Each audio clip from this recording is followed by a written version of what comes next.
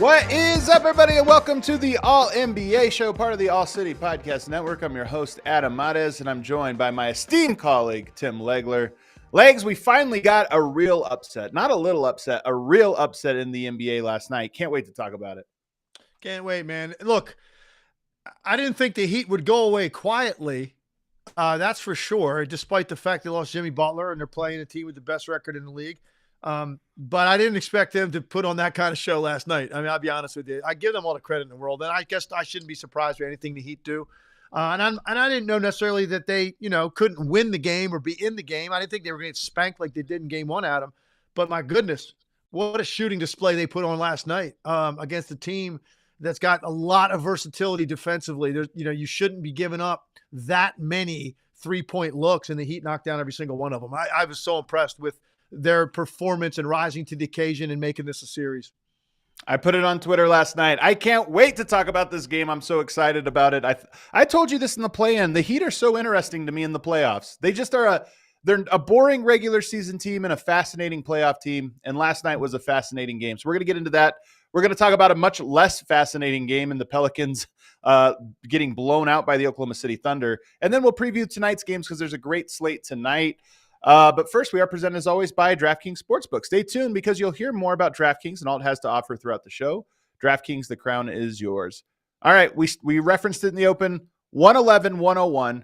Boston Celtics held to 101 points. The Miami Heat, 111, as they make a franchise record 23 three-pointers. They shoot 53.5% to get the win. They made a big third-quarter push to build the lead, which is where I think the team started to believe. And then they closed it out. Legs, what stands out to you as the top story from this one?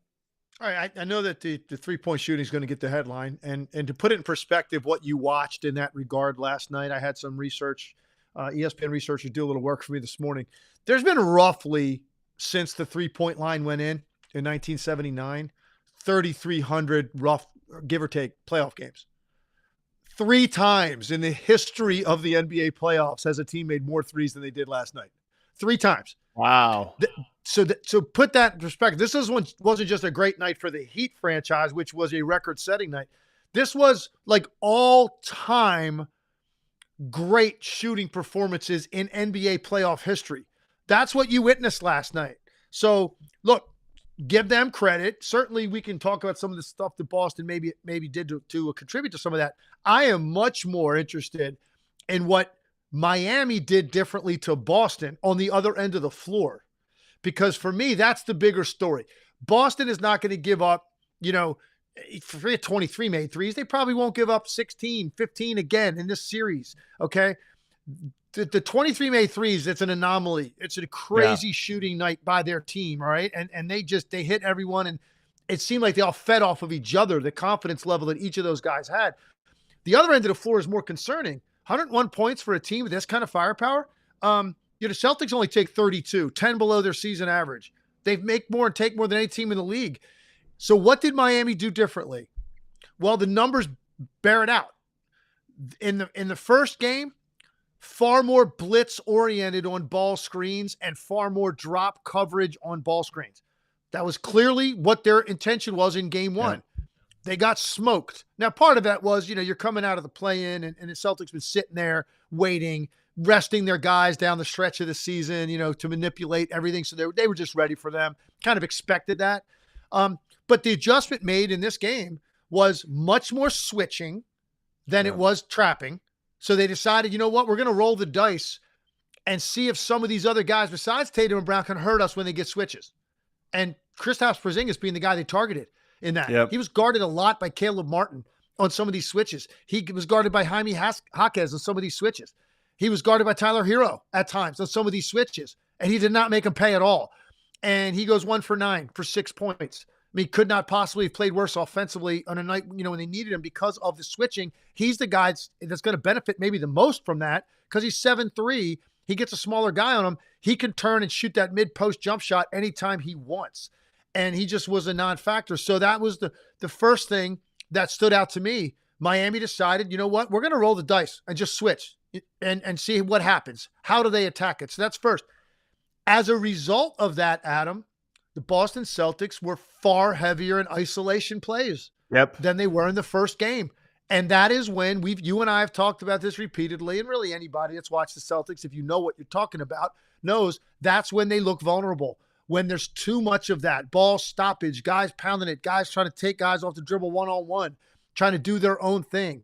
When they're at their best, the ball changes sides of the floor. There's usually multiple dribble penetrations on the same possession where you get both feet into the paint, you force some sort of convergence, kick, and then get teams to chase that ball around the perimeter. That's when they run you out of the building because of the number of three-point shooters they have, because you're not going to catch up to the ball in that situation. Well, when you want to come down, get a switch, and then you're just going to call everybody out, go 1-4 flat, whatever it may be, and now let me take this guy off the dribble, that's when the Celtics are making themselves easier to guard. So I look at it like this. Prolific, epic shooting performance out of the Miami Heat. No question about it. That will be the headline. That was the majority of the highlights that everybody's watching from that game. What they did to Boston and Boston's inability to make them pay for it on the other end of the floor was the story of the game to me. Yeah, there's a lot in there, Legs, because I think you're right. There's a couple layers, but the big one was Miami's goal was clearly to keep them from getting in rotation, keep the ball from popping. And last night they had 21 assists. I looked it up because that's such a low number. They were 7-6 in the regular season when they had 21 assists or fewer, meaning they're not, what they love to do is drive and kick. ISO drive, pick and roll drive, and then kick it out once the rotations start. So Miami committed to, we're going to switch. And by the way, they did a good job with their switches. They switched some in game one, but I thought that the attention to detail, not getting beat, not, forcing that to be a true switch and get late in the shot clock, that was the emphasis. And as a result, you had there was a lot of possessions. Last night, I kept thinking while I'm watching it, 15 seconds went off the clock and nothing's happened for the Boston Celtics. They ran an action, switch. They have to pull it back out because nothing. And then at the end, you're kind of scrambling. That was all the hope of what Miami Heat did defensively. The decisions they made, the hope was that you could force them to try to just attack mismatches, and Porzingis was not up to the task last night. And then that you would hope they would get in late shot clock situations so the ball's not moving and it became easier to guard. They executed that part so perfectly, and it made me wonder, Legs, they're coming off of 2 play-in games, tired into game one.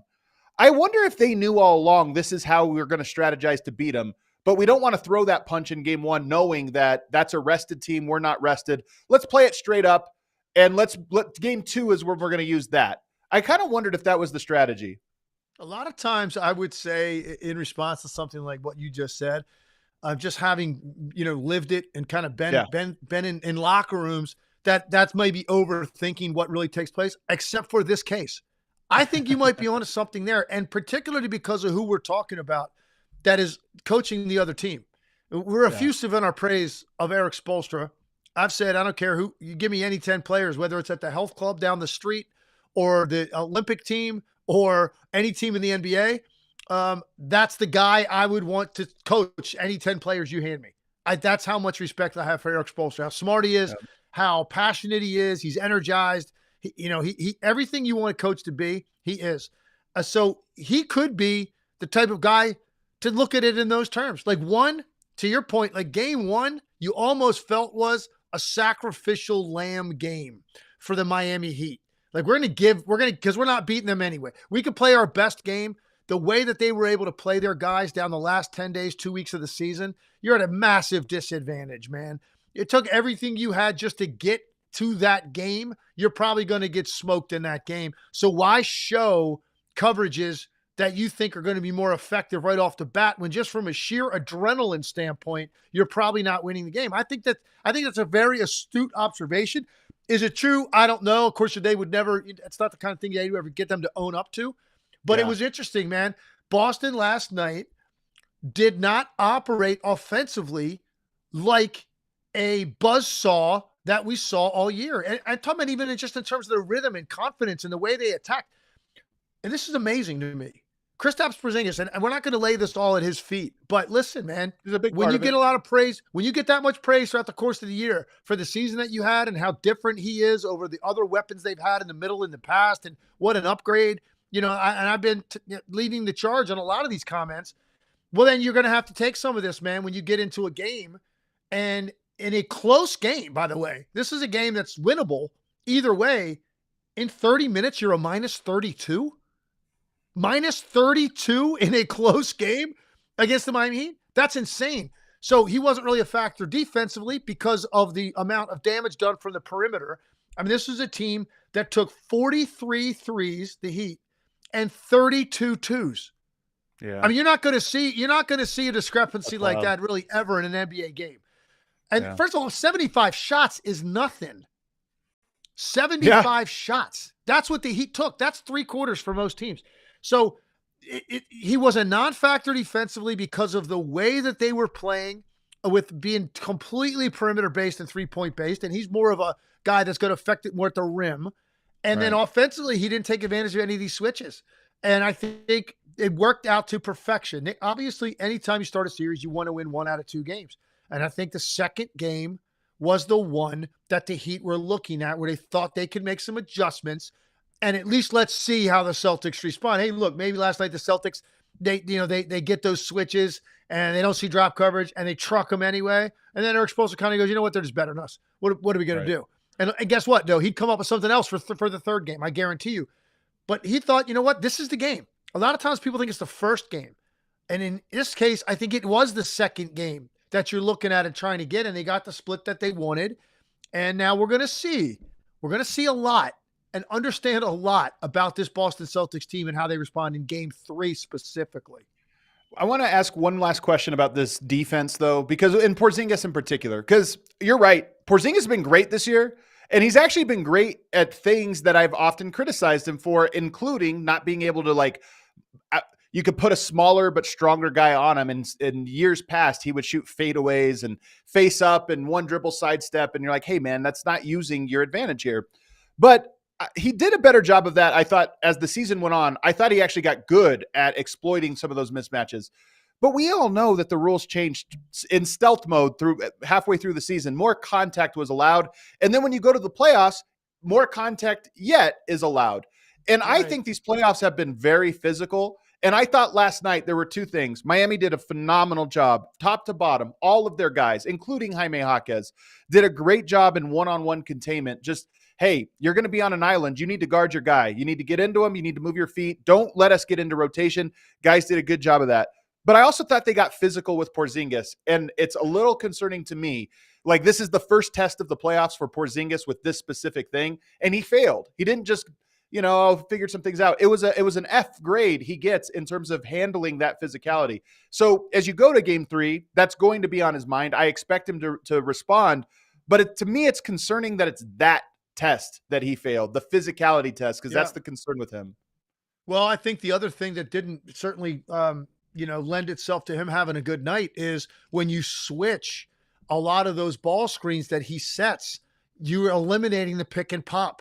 That's a huge part of what he brings to the table. The guys that have played that spot in the past, whether it's Robert Williams or Al Horford during the Tatum era, I mean, Horford is a good 3-point shooter, but he's not like pick and pop, like really high level. He's more like he's spotted up, towing it up in the corner, and he can really hurt you. And he can make a pick and pop. Porzingis, that's a huge part of his game. He gets out of that screen and rotates his body really quickly to get his feet turned. And he does it, by the way, out to 27, 28, feet and beyond, which makes it impossible to rotate to him. It's a huge part of what he brings to the table and why he's so unique as a 7-3 guy that gives you rim protection and then that type of offense. When you switch, you're taking that away. So that puts more of the onus on Tatum, Brown, White, Holiday, Pritchard, whoever it is that's getting that ball screen. You got to win that matchup. You got to win that switch, and you've got to get by that guy to force a reaction with defensive help.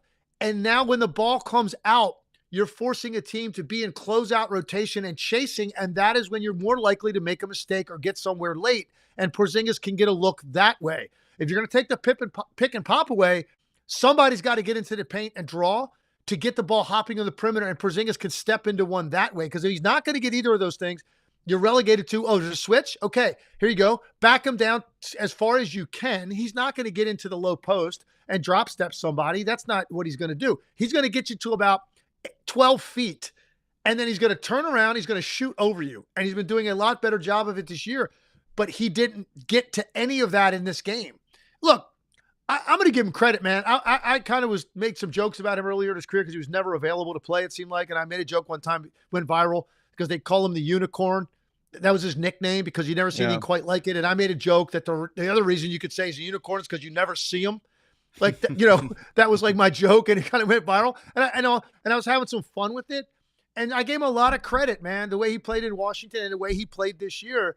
And okay, so here we are. We're 2 games in. This isn't a pattern. This is one game.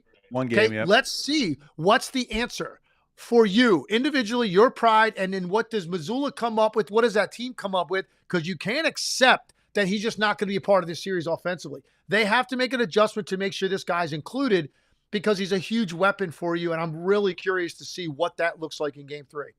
So much. So let's move to the other side, though, now and go to the Miami Heat, who, all right, they made 23 legs. That probably won't happen again. But they were able to take 43, which is, again, uncharacteristic. They were able to take so many, and it was part of their game plan. How did they generate that many open looks? Was it something Boston did, or was it something strategic they were doing? I think a big part of it was, if you go and look at the number of times I felt like Boston overreacted to any sort of dribble penetration at all, whether it was a ball screen or a guy on a swing through and then drove baseline. And look, they're a good defensive team, and they pride themselves in not having to trap anything. They can switch a lot, great versatility defensively in their starting lineup. But sometimes they have a tendency, and I actually did a touchscreen on this earlier this year. I don't remember the game or the team. They will tend to overreact to penetration rather than, forcing somebody on the Heat to make a mid-range pull-up or get to the rim. Go ahead. You're not going to win in the NBA, particularly this team without Jimmy Butler, without three-point shooting. So how many of these mid-level two-point shots are you willing to take and make? How many times can you get to the rim? Because Porzingis can still be a factor there if you're driving it at him. I felt Boston overreacted to a lot of it. And so that first kick or second, there's just too much space for some of these guys. And I think, look, they're playing their percentages. They're looking at this team. It's not a super high-volume three-point shooting team. They don't have a lot of what I would call pure shooters outside of Duncan Robinson. Herro is not really a pure shooter. He's definitely a scorer. He can get going. Duncan Robinson's a pure shooter. Okay, target him. The rest of these guys, they probably figured, like, all right, we'll take our chances with Caleb Martin. Go ahead. 5 for 6, he goes, right? In this game, 3 for 4. 5 different guys made 3 or more. You rarely ever see that. If a team makes 20, that means that one guy usually makes 7 or 8, another guy made like 6, and then like 3 other guys made 1 or 2. Yeah. They had 5 guys make 3 or more. So it was really spread out at a high level for a playoff game. And I thought Boston they're going to look at the film, and they're going to see, how did they get this many shots? How were enough of them clean that they shot this percentage? And that's where their big adjustment's going to come. What you're talking about with regards to allowing guys to shoot and, Caleb Martin, we're going to protect the paint. This is the thing I was thinking about as I was preparing for the show. You can't game the system in the NBA. And I think with the way the game has evolved, the introduction of analytics and different things, again, super useful tool. I'm not like an anti-analytics guy. But you can't game the system. There's no, the numbers are telling us we don't have to guard them on the perimeter. We just have to protect the paint. You can't do that. You still have to play basketball. And I think that was part of what I felt watching the Celtics was they thought this team can't beat us with three-point shooting, so we'll just let them have it. You can't let a team have it because these are NBA players and they have belief. And to me, that's part of it. And that's part of what happened. Tyler Herro, 14 assists last night. Yeah, man. The 24 points are impressive. 6 of 11 from 3 is impressive, but 14 assists is not something I saw coming. No, listen, and I saw somebody comment when I said Tyler Herro is not a pure shooter. He's not. He's never been over 40% once in his career from the three-point line. you're not getting into pure shooter category unless you're at least in the 40s from the 3-point line. That's what I meant. He's a bucket getter, not a pure shooter. That's it. It's He's like a really good player, and he's a really good scorer. And last night he was sensational. He was the best player on the court without question. And here's what I was so impressed by: Tyler Herro's not a pure point guard. Tyler Herro's a combo guard, right? He's not. He's a ball handling 2 guard. Like, he can make plays, and it's part of his thing, like to create space for himself and all that. And he can get going. Last night, it was like his show against this level defense. And he did what he wanted to do. You know, it's interesting, Adam. He didn't just have 14 assists. 10 of them were for threes. So he had 6 threes himself. He contributed by helping facilitate another 30 that he helped create. 48 points alone from the 3-point line that Tyler Herro contributed to last night. He made every right read. He was strong with the ball. He played with he was so energized when he had the basketball in the way he was probing, and they were trying to get into him and get physical with him. He's not like he's a pretty slightly built guy. So if you're going to allow a little bit more hand checking, you got guys like Holiday and White and Tatum and Brown, you're going to try to get into him. They tried. He was elusive, man. He would step back. He'd release the defender, separate a little bit, and change hands and go to create some space. I thought he was so crafty and so clever, and gave them such a sense of security with the basketball that really, I think, was the biggest reason that they played as well as they did offensively. I can't say enough about how well he played last night and looked like a traditional lead guard. Not just a lead guard. That's an all-star caliber starting point guard performance that he put on last night. So nothing but praise for Tyler Herro. And by the way, 14 assists is the most of any player in the playoffs so far. Second most is Tyrese Halliburton with 12. So kind of a wild thing. It was not on my bingo card. All right, Legs, it's time to talk about the Olympian, Bam Adebayo. 21 points, 10 rebounds, 9 of 13 shooting. Listen, Legs, you gave him some flack a couple weeks ago, rightfully so. Hey, he didn't have a very good first play game. I'm going to let you go right now because I know where this is going, and all you're going to do is support what I said. No, I love it. That's all you're going to do. That's all you're going to do. Because he has this in him. He could do this every night. Why not? Yeah, because, oh my God forbid, I asked him to do a little more. He heard you more. He heard you. He was watching the show the other day. He said, "You know what? Legs is right. I am an Olympian. I need to go out there." But this guy in the clutch. So Porzingis, it was twofold. One, he just came up small on all those switches. But two, Bam Adebayo was not afraid of him in the clutch. He was going at him in the post. He closed this game. Like, there was the first 4 minutes of this game where we're talking about a lot of threes, all the stuff we talked about. But the close of this game, how are you going to get buckets? It was Bam posting up Kristaps Porzingis, getting to his spot and hitting that fall. His moves, I was watching with a friend. His moves are kind of the same. He jabs, gets to the middle with his bag, shimmies, and then fall away. Almost every time is he going left, going right, but it's always that fall away. He hit it like 6 times in a row to close out this game, all of them over Porzingis. Put some respect on his name, Legs. Listen, man. The whole reason, I had a coach tell me this one time, and it's so true. And it's the advice I gave to my kids. And I've had this conversation with players over the years that I've coached. Okay. Cause you get on them and they get upset about it. And they think that you're picking on them or you don't like them or like whatever it may be. Right. Truth of the matter is I've told players, you only worry when you're being ignored. Yeah. That's when you got to worry as a player. And I'm talking about now for me as an analyst to Bam Adebayo, man. If I'm not talking about Bam and what he did in the game that I called him out when he had 10 points, took 7 shots in a game that they needed his offense on a night when Jimmy Butler got hurt. I did it because I know there's more there. That's why it's a compliment. Guess what? He did it. He rose to the occasion. I'm glad I had that effect. I'll be expecting a call from Eric Spoelstra later thanking me for what I did to fire him up and get him ready to go, because this is what I'm talking about. You know what? I'm going to tell you something right now. One of the things, I look at his stat line, and you know what I like to see? Because he gets credit so much for being this super versatile, all-around, center that can handle the ball and make plays. That's all great, man. He had 2 assists, and I'm glad he had 2 assists because that meant he was focused more on doing what he had to do, which was provide offense, production. Let Tyler Herro take care of that tonight. I'm going at guys, and I'm going to get us buckets that are going to help secure this win. You're right. He played great. He's capable of doing more or having more nights like this offensively than he gives us. Nobody's ever going to question his defense, and he plays hard every night. Respect him. I think some nights he's just not as aggressive as he needs to be. He certainly was in this one, and they needed it. Yeah. And it's funny because, some of this is give and take. I thought the Celtics packing the paint, you run the pick and roll up top with him, and everybody goes with him. They roll. Don't let Bam roll. Don't let him get anything in the paint, wall off the paint. And so you swing the ball around the perimeter and you get open threes.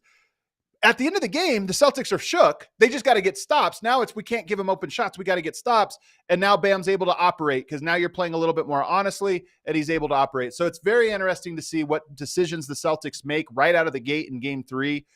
Are they going to change up their strategy, or are they going to say nobody makes 23 threes 2 games in a row and dares Miami to beat them with the same game plan? I'm curious to see what decisions both coaches make.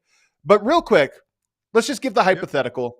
Right. Sometimes you lose. In the playoffs, 1-1, even great teams can lose a home game. You go on to win the series. Like Denver last year lost to Miami in game 2. They won the next 3. But what happens if the Heat win game 3? What happens in that case to the Boston Celtics? I am so glad you asked this question. I didn't know if we were going to get here. I was going to have one more comment, and this was going to be it, to your point. The Boston Celtics at 64-18, I'm telling you right now, this run that they're about to go on in this ride is going to be the most scrutinized 64-win team in NBA history. It is. That's what's going to happen. And listen, by the way, I think it's justified because there's something clearly that we see some nights that make you realize that this team is vulnerable. Yeah. And here's what I said on the air all morning long. It's almost as if I issued a challenge to the Boston Celtics. Listen, you're right. This happens in the NBA, and this is an incredibly well-coached team that they just played a lot of pride. They've got competitors, and they shot the hell out of the ball. And here we are. You want to squash this right now? You don't just go down and get a split in Miami. You win game 3, and you do it decisively. And you go down there and you immediately flip that script right back where it was at the start and let people know, hey, what you watched all year to see those 64 wins, it's legit, man. So anybody doubting us, this is what happens when we get serious and we make some adjustments. Because I'm telling you right now, Adam, if they lose game 3, this is going 7. If they lose game 3, this is a 7-game series, man. As a 64-win 1 seed, you will be pushed to the brink in a game 7 at home. And by the way, that's not going to be last year's Philadelphia 76ers team with James Harden on it that you're going to get in that game that folded like a cheap tent. You're going to get the Miami Heat and Eric Spoelstra if it gets to a game 7 in Boston. That's going to be a different proposition. So if you don't win game 3, sign up for 7. I'm telling you right now. And I think the best message they can send to everybody, not just win, go down there and win decisively. Get home court right back. Get it right back. Right? And that's right. Isn't that the best way to answer what we all watched last night? Shut off their water from the 3-point line and move the ball better and hit them with a 20-made 3-point game the way you did to all these teams this season. That's the challenge to the Celtics. I'm as curious as anybody if they can pull that off. But if they don't, this thing is going to get real interesting, and it's going to get real tight for some of those guys on that team. All right, well, let's head to break. On the other side, I want to talk about the other series. Wasn't quite as compelling, in large part because one team just absolutely dominated. And then later on, there's a great slate of games tonight. We'll get into all of those with a quick preview of every single one of them on the other side of the All-NBA show. First, it's almost time for the weekend. It's time to start making plans. What are you getting into this weekend? Well, hop on the Game Time app and see what's going on in your neck of the woods. Maybe you want to buy tickets to the playoff game in your area. You get the flash deals, zone deals, last-minute ticket deals. You can set alerts if there's a ticket you have your eye on. I was hearing, what city was it? I was hearing courtside tickets were like, maybe it was the Clippers game. They were like $500 or something for a playoff game. That's wild to me. Hop on Game Time app. You can peruse all that stuff. Maybe you can't go to a game, but you want to go to a festival or concert. It's that time of year. It's starting to get sunny here in Colorado. We're getting the outdoor concert season is about a month away. Download the Game Time app, create an account, and use code ALLNBA for $20 off your first purchase. Again, redeem that code ALLNBA to get $20 off your first purchase. Last minute tickets, lowest prices guaranteed. Also want to tell you about a new product. DraftKings Pick 6. Download the DraftKings Pick 6 app and use code ALLNBA. Do you ever play that over-under game with your friends? Maybe you're saying, how long will it take me to get from here to there? I bet I can make it home in 30 minutes. You're going to take the over or the under, or you're just trying to bet on something. That's basically the idea of the Pick 6. It's a new fantasy game from DraftKings, an official partner of the NBA. And here's how to play during the NBA playoffs. Pick between 2 and 6 players and choose if they'll have more or less of a certain stat. It can be rebounds, points, or assists, or even a lot more steals, everything else. It's really easy. You just say, are they going over or under? And you track your picks and play against others for a shot to win huge cash prizes. Download the DraftKings Pick 6 app now. It's a separate app. So DraftKings Pick 6 app and use code ALLNBA for a huge shot at cash prizes. That's code ALLNBA only on DraftKings Pick 6. The crown is yours. Gambling problem? Call 1-800-GAMBLER. 18 and over in most eligible states. Age varies by jurisdiction. Eligibility restrictions apply. Pick 6 not available in all states, including but not limited to Connecticut and New York. For up-to-date list of states, visit dkng.co/pick6states. Void where prohibited. See terms at pick6.draftkings.com/promos. Back here on the All NBA show. If you're watching live, throw us a like. If you're watching later, throw us a comment. Let us know what you're thinking of the show. If you have questions for Legs, we see all the questions. There were no questions in the comments yesterday. Lots of comments, but no questions. Send us those. And if we find one compelling, we'll talk about it on this very show. The Pelicans were competitive with the Thunder for about 7-8 minutes in this one. And a lot of that had to be with Jonas Valanciunas, who was getting a lot of work in the paint early on and just bullying his way to the rim. But about halfway through the first quarter, that completely dried up, and the Thunder went on their run and never looked back. They outscored them 35-22 in the first quarter, and then opened up another bigger lead in the third quarter and then closed this thing out in the fourth. It was pretty dominant and overwhelming. Were you more impressed with the Thunder or unimpressed with the Pelicans, Legs? Well, man, I would have to go with the Thunder on this. They were incredibly sharp and crisp, and you and I had texted in between game 1 and game 2, because that New Orleans had a shot to win that game, and we both were kind of going back and forth with our thoughts. What did we expect in game 2? And we both came to a consensus. We expected what we saw last night.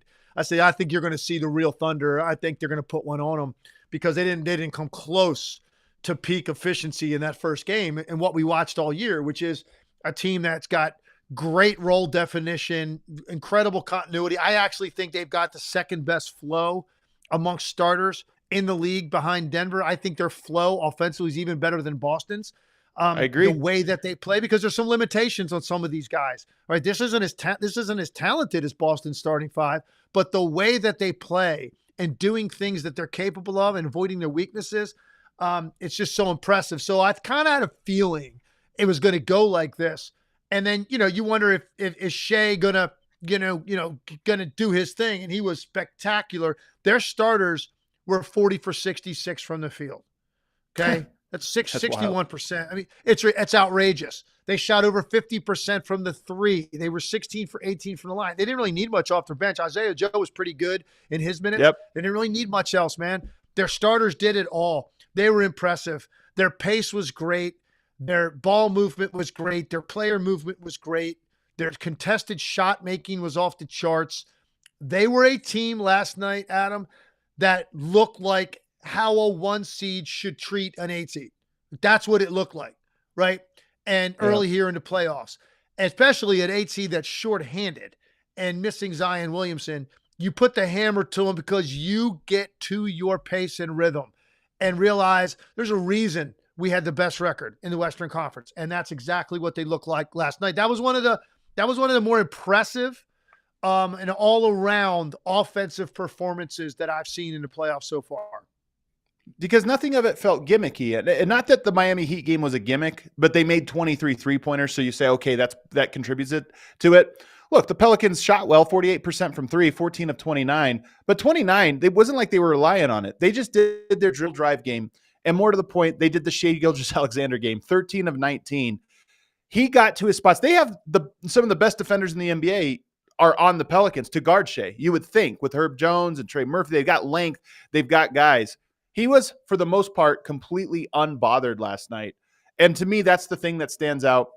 They won, and all year legs have talked about the Thunder in the playoffs. And look, I think the Pelicans are the worst team in the playoffs in the West, so take it all with a grain of salt. But we talked about the size mismatches are going to be more noticeable and possibly exploitable in the playoffs. Well, that happened to them last night. Valanciunas bullied them, and it didn't matter because and Chet Holmgren still had a great game, and they still managed to dominate this game. So that's my big takeaway from this one is they so far through 2 games haven't really been affected by the playoffs are different thing. It's been the same, and they won the exact way they've won all their games this year. Yeah, I totally agree. And it was interesting early. It was similar to what the Clippers did to Dallas in game 1 with Zubats, right? It was just like a steady feeding of their center for the first 5-6 minutes of the game. And Valanciunas, I believe, had like their first 11 points. Like everything they did offensively went to him. And he was throwing Chet Holmgren around. And even when they threw extra help down there, it didn't matter. Valanciunas, but they're all 2-point shots. Like, okay, that's a lot of work. That's a lot of work over the first 4 or 5 minutes of the game to get to 10 points, right? And they weren't too concerned about it. And Chet Holmgren, to his credit, he didn't get in any serious foul trouble.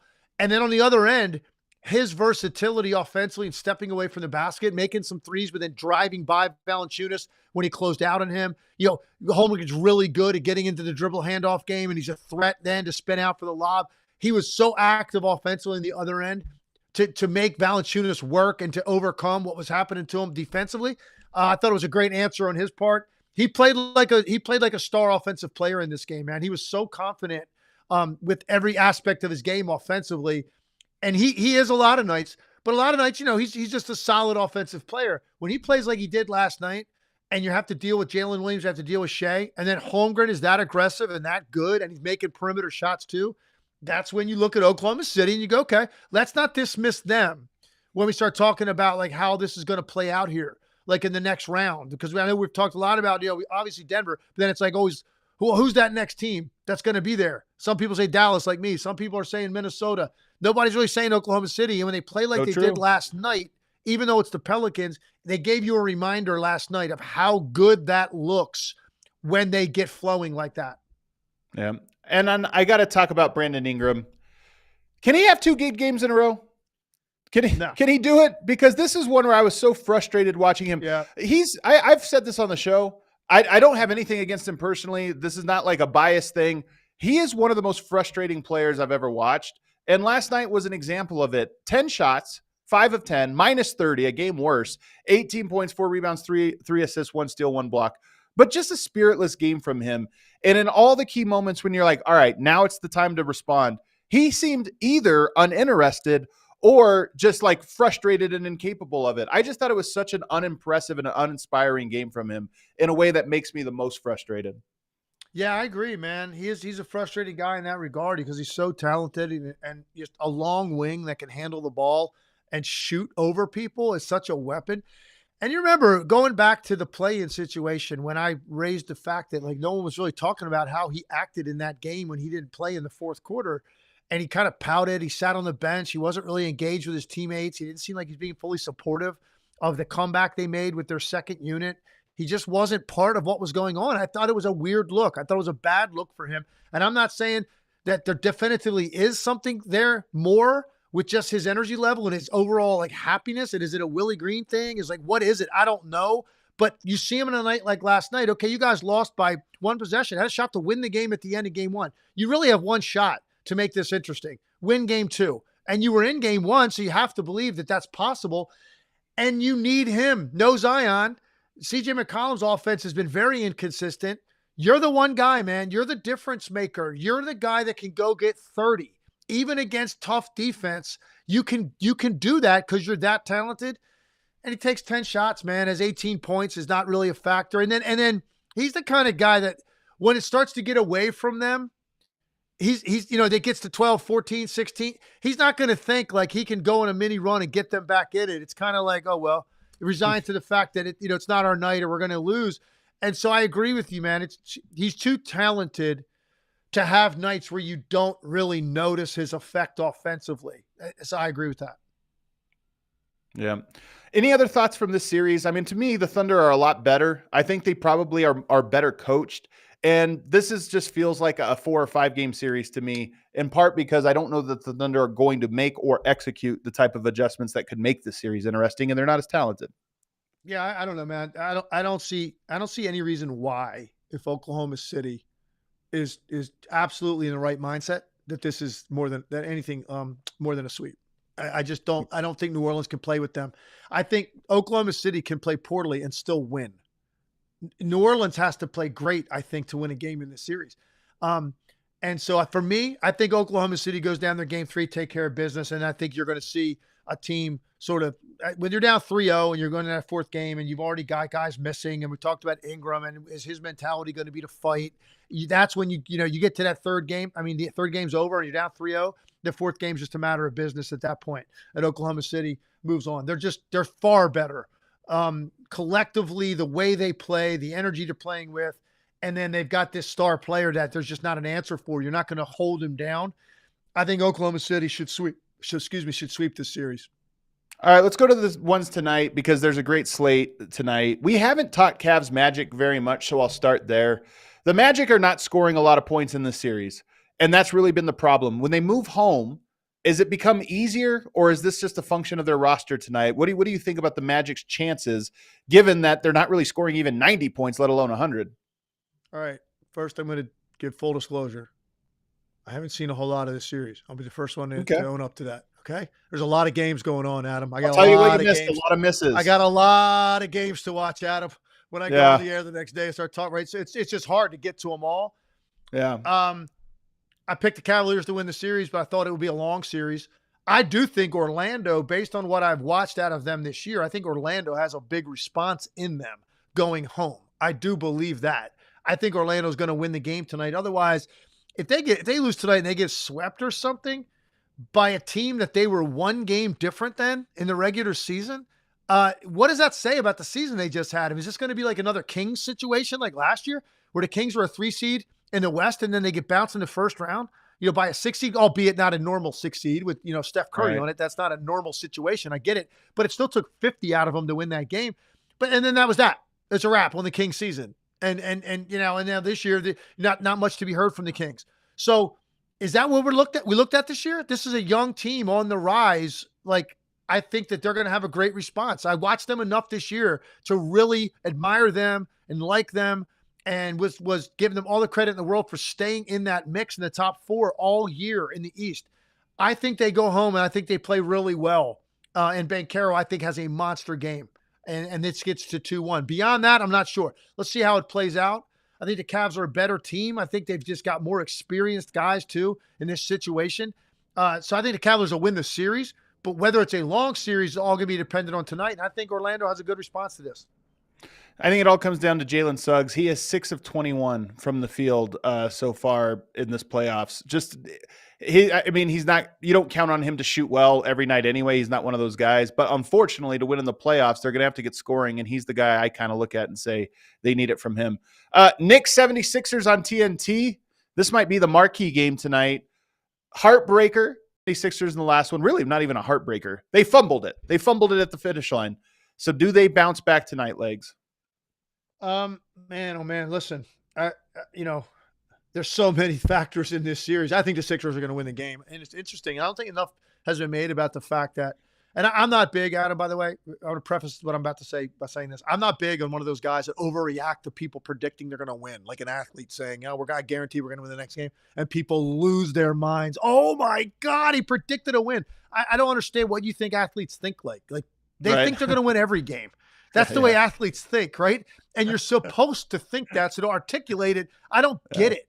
I understand the Joe Namath thing and guaranteeing that Super Bowl win, and that's kind of what we always make reference to. But Joel Embiid, the other night after the game, didn't say, we're going to win game 3. He said, we're going to win the series. And I thought, wow, that's a big statement, man. You're down 0-2. Yeah. You are about 60% of your normal physical peak level. And you still feel that confident in this. Now, the reason I bring that up, when you do say something like that, it's incumbent more upon you than anybody else on your team to absolutely go out there and make that happen. Now, is he physically capable? We're going to find out because he had an extra day off. So I think at the beginning of the game, he's probably going to feel really good because that's been his MO here with this. And he's probably going to be unbelievable in the first half of this game.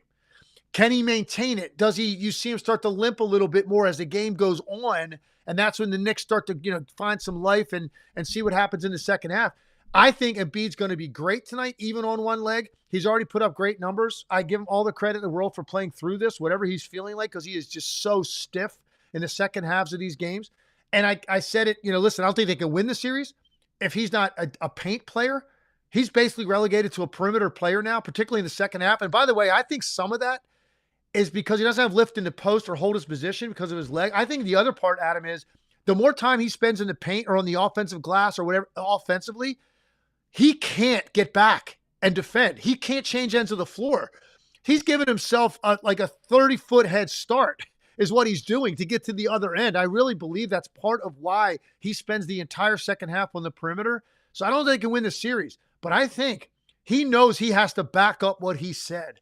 And he's got to be even better. He's been really good in the first two games, 31 a game. He's got to be even better. He might need 40 tonight.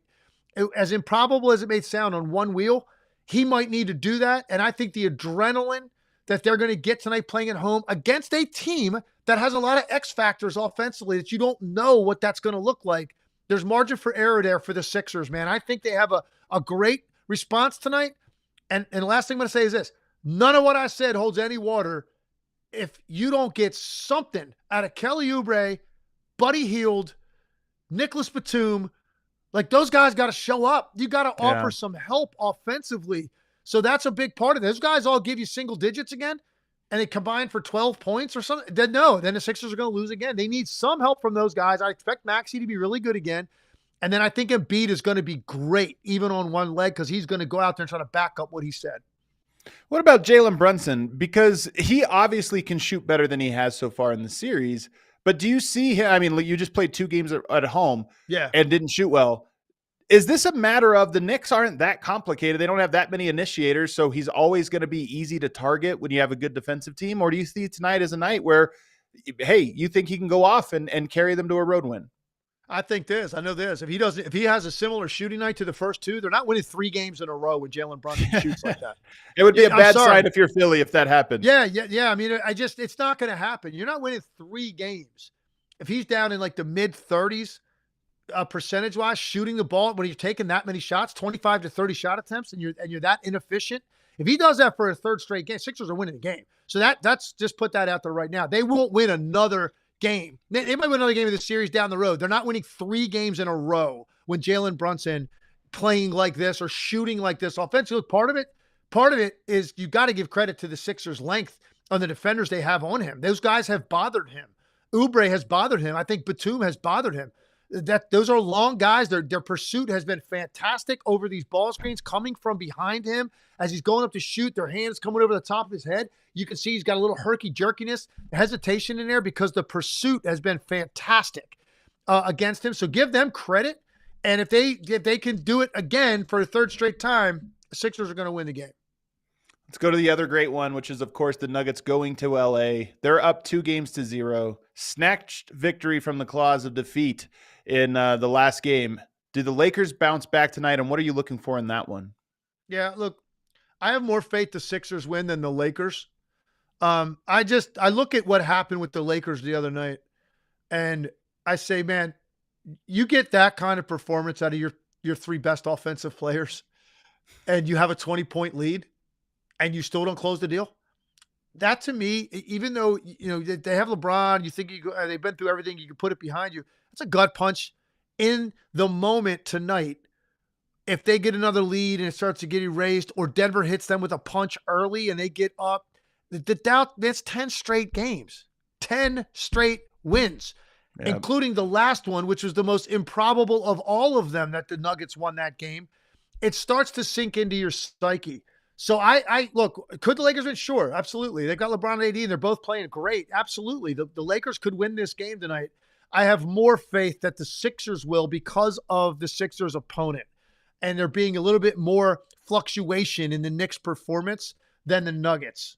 And if the Nuggets, I think, sense it tonight, and this is a 1-possession game, 5 minutes to go, I think the Nuggets are going to really smell the end of this series, and you're going to see that peak execution once again. So they could win. I don't have a ton of faith that the Lakers will win. For both the Sixers and the Lakers, you can't make up a 2-game deficit in one game. But you win game 3 and game 4 becomes very interesting. The pressure almost evens out. I wouldn't say it shifts. I think you have to even the series for the pressure to shift to the other side, but it evens out at least. You can go into game 4, and if you're up, all of a sudden 2-0 becomes 2-1, both teams at least feel some level of pressure. Whereas right now, the Knicks, the Nuggets, they get to enter tonight with no pressure, and that's obviously their advantage. I'm curious for both of those games. Even Cavs Magic, you know what? Jalen Suggs, make some shots for me. Let me see what happens tonight if you get a little bit hot from 3. Well, and I'm just going to tell everybody right now, just so everybody's very, very clear on this, in case there's no misunderstanding. I will be watching the first 2 picks of the NFL draft.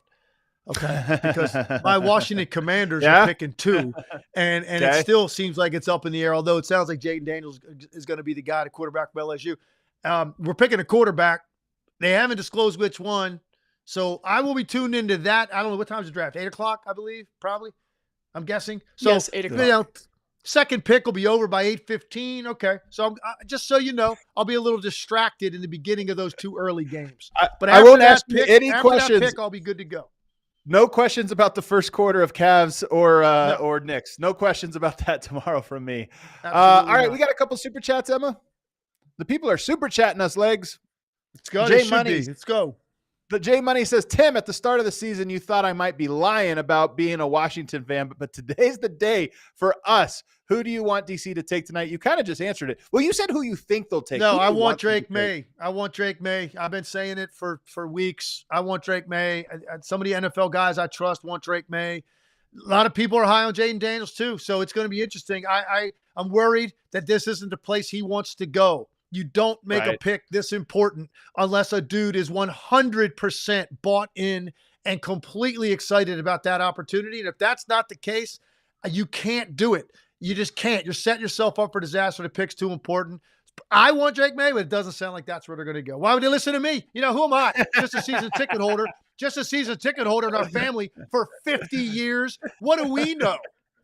I can't wait for tomorrow, Legs, to be fired up that they took the wrong guy. I cannot wait for it. We might just do the whole show on the draft tomorrow. Who knows? What else we got here? Psycho Blue. He says, Spo is the, you can't throw these at me. Zhulang. Who is this, Legs? It's Zhulang. He's a coach. Okay, if you got hopes for a conquest on ships, he'll find a way to set you ship on fire and stop your conquest dead in its tracks. Give him coach of the year already. There you go. Listen, man, there was a lot. There was a lot in that super chat, man. You might want to refund that. That was a lot going on in that question. I don't know. I don't know if I should be taking any money because I was with you on the Liu Zhang part, and then it just got all wild in the middle. Yeah. And then Luke Studebaker says the moving screens from Bam open up half those threes. Look, it's the playoffs, man. Guys. Fight through it, man. Is that a Celtics fan talking about moving hold on screens? a second. The Celtics. Yeah. Are you talking about moving screens? Come on, man. Come on, man. Come on. We got one more. Frank says, Legs missed the JV game, Cavs versus Magic. Say it ain't so. LOL. That series honestly has been a snooze fest. It's true. You missed it, but you didn't miss much. Any other ones, Emma? Nope, we're all done. All right, let's get out of here. Everybody, what a great show today. Great shows all week. And tonight's slate is my favorite one. Some big ones, which means Friday's show is going to be great. We are live at noon Eastern time tomorrow, a little bit early for you. So we'll be doing that one. Take your lunch break with us. Legs, any final thoughts before we get out of here? No, listen, man. I can't wait to get on tomorrow and talk about these games. And as big as it is tonight, the biggest game of the postseason to this point takes place tomorrow night. Mavs-Clippers game 3, man. I think that's the biggest game to be played in this year's postseason to this point. Tonight's going to be great. I don't want to get ahead of myself. I hope we get 2 great finishes tonight at least, or maybe 3. But we're going to break it all down tomorrow. I can't wait to see you. Everybody, thanks for hanging out with us. Hit that like button on the way out. See you next time.